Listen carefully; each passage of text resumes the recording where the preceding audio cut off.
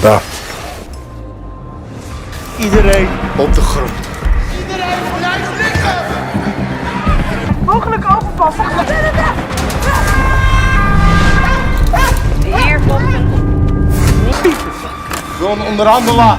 Kom op. Go.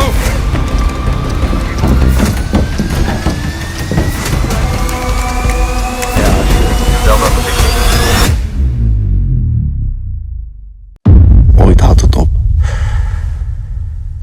En vandaag is die dag gekomen. Akhirnya kita bertemu lagi. BTW, pada kangen gak nih sama channel Tukang Film? Gimana nih kabar kalian semua? Tentunya semoga sehat selalu dan sukses selalu. Kali ini saya akan membawakan alur cerita dari sebuah film aksi thriller yang menegangkan berjudul I Hostage. Rilis tahun 2025 dan disutradarai oleh Bobby Bormans. Film ini mengisahkan tentang seorang agen intelijen yang mendapati dirinya dalam situasi penyanderaan virtual saat sistem keamanan negaranya dibobol oleh kelompok misterius. Dalam dunia yang serba digital, semua bisa dikendalikan dari jarak jauh, bahkan nyawa manusia.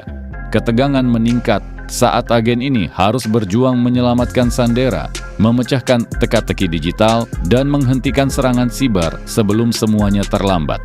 Aksi cepat, teknologi canggih, dan cerita yang bikin deg-degan jadi daya tarik utama film ini. Cocok buat kalian yang suka film dengan nuansa high-tech dan penuh adrenalin. Mulai sekarang kurang-kurangi yappingnya, langsung aja gaspol ke filmnya.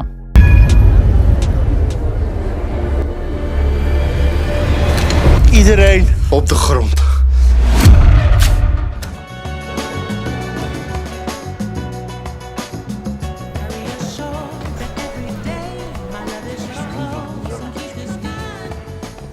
Film dimulai dengan menampilkan Amsterdam yang tenang.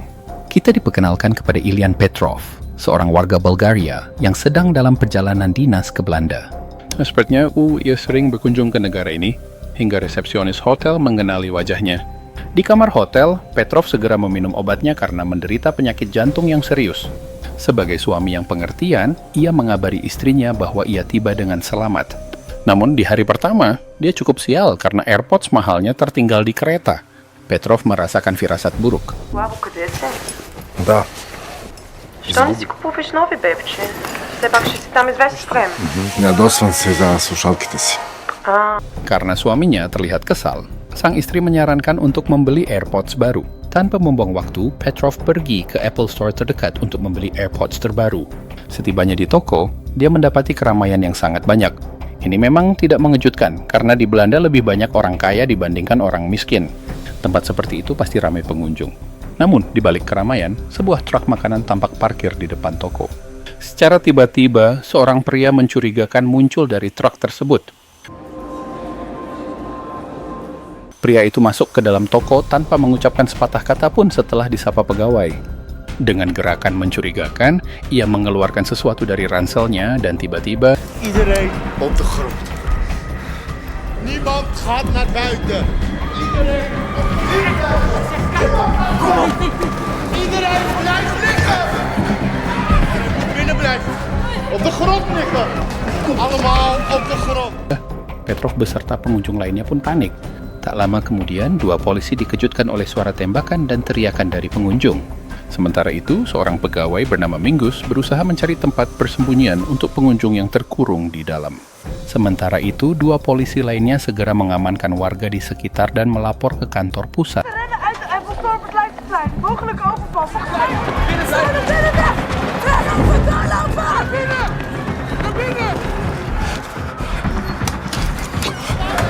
Niemand gaat naar buiten. Di tengah kebingungan semua orang mencari tempat berlindung, Petrov justru terdiam dan menjadi target si Tolaris yang kita sebut Amar. Petrov merasa sangat sial. Hanya untuk membeli AirPods, ia malah terjebak sebagai Sandera. Setelah mengikat tangan Petrov, Amar menunjukkan dirinya kepada polisi dengan seragam militer. Namun, di balik seragamnya terdapat bom yang terpasang. Tak pelak, para polisi segera melaporkan situasi tersebut untuk memanggil pasukan anti-teror. Sementara itu, Amar menundukkan senjatanya dan menembak kaca toko. Ternyata tindakan ini dilakukan untuk menguji keamanan Apple Store. Dan benar saja, toko tersebut dilengkapi kaca anti peluru yang sulit ditembus. Di sisi lain, kantor pusat langsung menghubungi tim lapangan terbaiknya. Salah satunya adalah Letnan Winston yang sedang berlibur bersama keluarganya. Namun, panggilan darurat membuatnya terpaksa meninggalkan anak dan istri.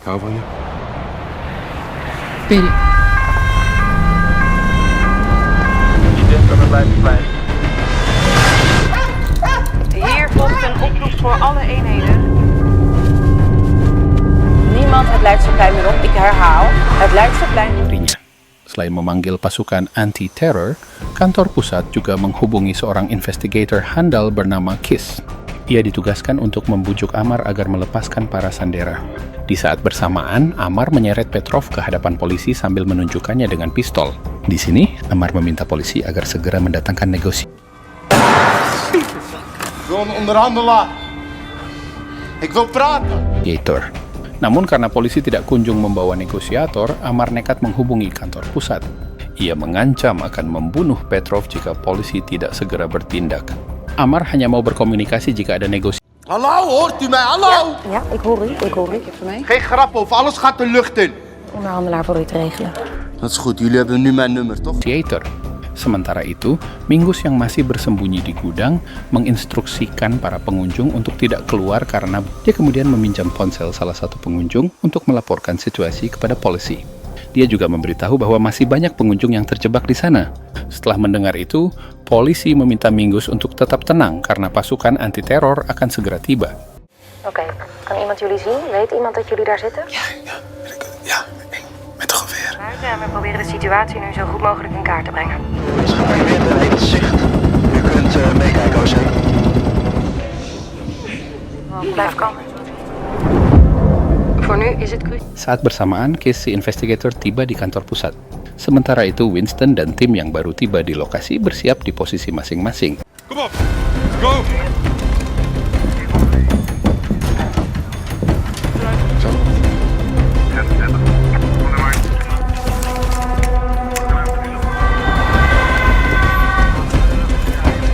Echo in positie.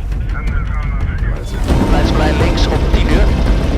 Ja, alsjeblieft. Delta positie. Ketika malam tiba, kantor pusat memanggil negosiator bernama Lin. Kiss menyerahkan tugas kepada Lin sepenuhnya, dan dia akan membantu dari belakang. Tugas Lin kali ini adalah membuat Amar keluar dari toko agar tim lapangan bisa menangkapnya. Gewoon naar buiten laten wandelen met die explosieven, dat is helemaal geen optie. Zet hem op. Kita juga diperlihatkan Kapten Abe yang datang ke lokasi untuk memimpin Winston dan tim lapangan. Dia dikenal sebagai pasukan khusus terbaik di Belanda. Sementara itu, Lin dan tim negotiator bersiap untuk bernegosiasi dengan Amar. Namun, saat dihubungi, Amar tiba-tiba memutuskan sambungan untuk menunjukkan bahwa dia mengendalikan situasi.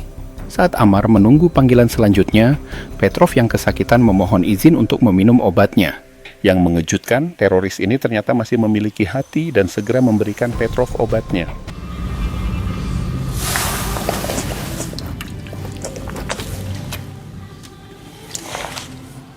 Tidak hanya itu, Amar juga mengganti ikatan tangan Petrov dengan tali agar dia merasa lebih nyaman. Setelah itu, Amar menghubungi Lin untuk memulai negosiasi. Lin memperkenalkan dirinya agar Amar mau berbagi identitasnya. Namun, Amar langsung meminta uang 200 juta bitcoin. Ik wil 200 miljoen aan bitcoin. Best een aardig bedrag. Aardig bedrag! Wat jullie mij hebben aangedaan? Is 200 miljoen. Jika tidak dipenuhi, Amar mengancam akan meledakkan toko Apple. Sementara itu, Mingus dan para sandera masih bersembunyi di gudang. Salah satu sandera malah menyalahkan Mingus dan menuduhnya sebagai antek Amar. Beruntung ada sandera yang mendukung Mingus. Penasaran, Petrov bertanya kepada Amar tentang motivasinya melakukan ini. Amar dengan semangat menjawab bahwa ia ingin membalas dendam kepada polisi dan pemerintah yang menghancurkan hidupnya. Dia tidak menjelaskan lebih lanjut mengenai tindakan pemerintah yang membawanya mengalami kesulitan. Namun, Petrov dapat melihat kemarahan di mata Amar. Tanpa berlama-lama, Amar melakukan selfie bersama Petrov dan mengirimkannya melalui email resmi ke polisi. Ternyata, foto tersebut diterima langsung oleh Kiss. Setelah memperhatikannya dengan seksama, Kiss curiga bahwa bom yang dipasang oleh Amar adalah palsu. Dia meminta Captain Abe untuk melakukan identifikasi. Jika bom itu asli, dapat meruntuhkan satu gedung. Namun dari jika palsu, tim lapangan bisa segera bertindak. Di sisi lain, Mingus dan para sandera mulai berkenalan untuk mencairkan ketegangan. Mereka juga berbincang tentang kehidupan masing-masing meski dalam situasi yang berbahaya ini. Amar mulai merasa jenuh dengan Lin yang selalu bertele-tele. Dia kembali menegaskan jika pemerintah dan polisi harus membayar 200 juta Bitcoin dan membiarkannya pergi ke luar negeri. Dan jika tidak, toko tersebut akan meledak beserta isinya. Lin berusaha tetap tenang dan kembali mengajukan pertanyaan tentang identitas Amar. Amar hanya membagikan inisial nama. Saat bersamaan, Keith menerima laporan bahwa seorang sandera di lantai atas mengunggah permohonan bantuan di Instagram. Dia segera memberi instruksi kepada Captain Abe untuk melakukan penyelamatan sebelum Amar melihat postingan tersebut. De Apple Store staat inmiddels al op meerdere websites en op de Boven het socials. gebouw zitten. Oké, die mensen moeten daar zo snel mogelijk Met contact met de internetproviders. Tim lapangan meminta Mingus untuk menggambar denah toko agar dapat memasuki lantai atas tanpa terdeteksi. Namun, masalah muncul saat Keith menemukan sandera yang mengunggah permohonan tidak mau menghapus postingannya. Hal ini bisa mengancam sandera lain jika diketahui Amar. Ternyata sandera tersebut sengaja berusaha mencari perhatian. Akhirnya Keith yang sudah merasa sabar mengambil langkah tegas dan mengancam akan menjebloskannya ke penjara. Heb jij dat bericht over die mensen in de Apple Store gepost? Persoonlijk een arrestatieteam naar je toe die je met een zak over je kut kop. Keith meminta Lin untuk mendistraksi Amar dengan membicarakan hal lain. Sementara itu, Winston dan tim lapangan mulai menyusup melalui pintu belakang toko. Amar menyalahkan pemerintah atas diskriminasi yang ia terima hanya karena asal keturunannya. Sebagai seorang negotiator yang baik, Lin menunjukkan empati terhadap Amar. Tanpa disangka, Amar mulai mempercayai Lin dan mengungkapkan nama aslinya. Er zijn genoeg mensen die om jou geven. Daar ben ik zeker van. Dat wil je? Zeg maar Ammar. Tim penyidik segera mendapatkan informasi yang lengkap tentang Amar. Ternyata Amar memiliki riwayat gangguan jiwa yang serius. Singkat cerita, Winston dan timnya berhasil memasuki lantai atas dan menyelamatkan sandera. Mereka segera pergi sebelum Amar menyadarinya.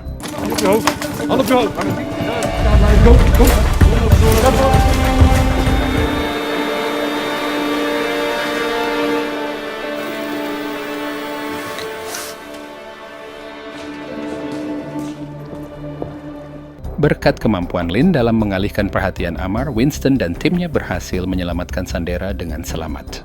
Kini, yang tersisa di dalam adalah Petrov, Mingus, dan 3 sandera lainnya.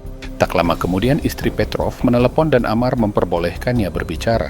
Namun, Petrov memilih untuk diam agar istrinya tidak khawatir.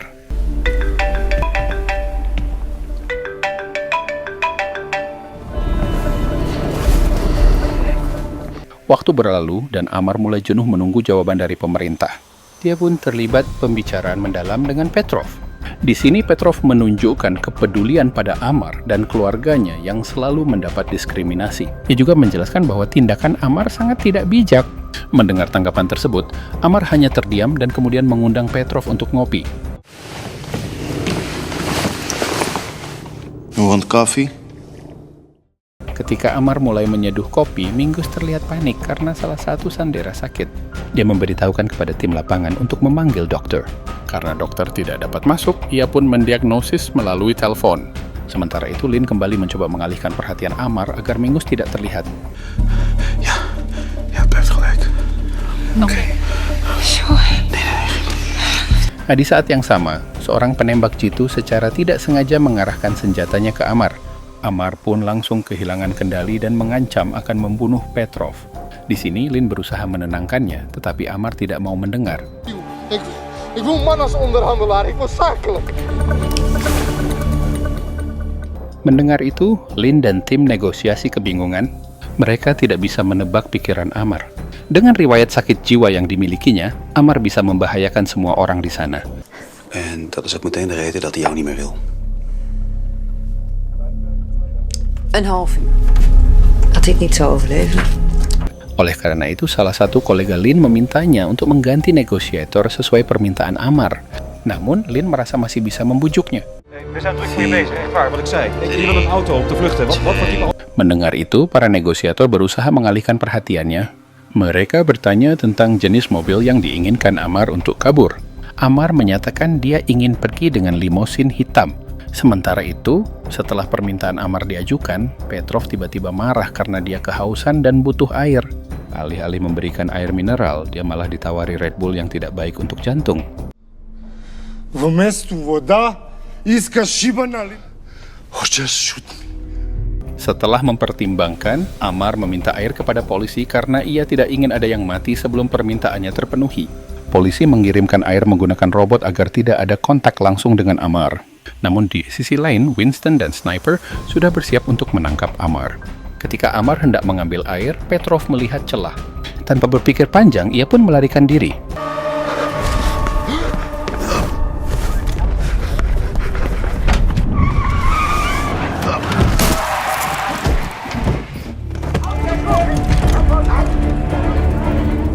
Berkat aksi Petrov, Amar pun terjatuh ke tanah setelah ditabrak oleh Winston. Melihat aksinya, Kapten Abe memberikan pujian dan menjamin Winston akan mendapatkan medali penghargaan. Saat tim penjinak bom melakukan tugasnya pada Amar, Petrov mendapatkan perawatan medis karena kondisinya semakin parah.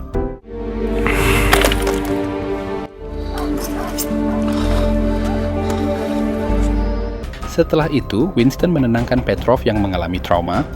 Untuk membantu pemulihannya, Winston membawanya ke kantor polisi terdekat untuk beristirahat. Di tempat lain, tim penjinak bom sudah mempersiapkan alat untuk melepas peledak dari tubuh Amar. Sementara tim lain mulai mengevakuasi Mingus dan semua sandera yang tersisa. Niet nodig. Heeft u pijn? Deze kant. Klopt. Goed.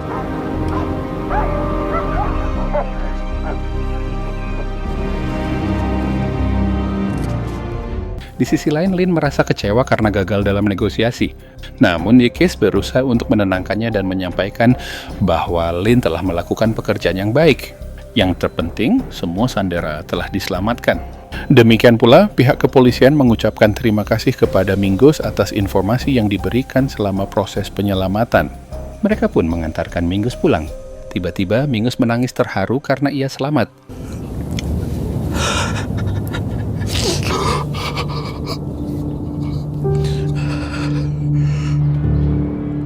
Keesokan harinya, Amsterdam kembali tenang, seolah tidak ada yang terjadi.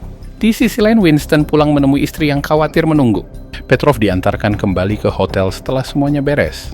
Di dalam kamarnya, Petrov masih merasakan trauma berat setelah berhadapan langsung dengan Amar. Untuk menenangkan diri, dia pun mendengarkan musik menggunakan AirPods barunya yang ia beli seharga keselamatannya.